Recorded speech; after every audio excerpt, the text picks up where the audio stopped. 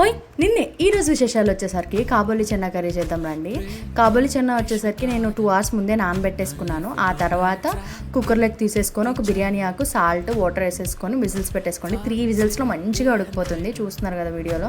ఇప్పుడు కర్రీకి ప్రిపేర్ చేసుకుందాం రండి. కట్ చేసిన ఆనియన్స్, అల్లం, వెల్లుల్లి, స్పైసెస్, లవంగాలు, మిరియాలు, యాలకులు వేసేసుకొని ప్యూరే చేసేసుకోండి. ఆ తర్వాత కళాయిలో ఆయిల్, జీలకర్ర, ఆ ప్యూరే వేసేసుకొని 2 పచ్చిమిర్చి వేసుకోండి, బాగుంటుంది.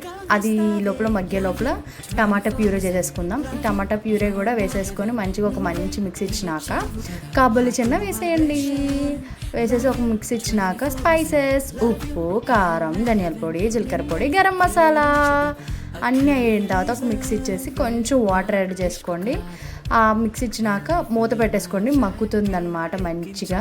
ఇంకా మగ్గినాక ఏం చేయాలో తెలుసుగా, కొత్తిమీర వేసేయండి, స్టవ్ ఆపేయండి, టేస్ట్ చూడండి, సూపర్ అదిరిపోతుంది. డూ ఫాలో అండ్ సే విశేష.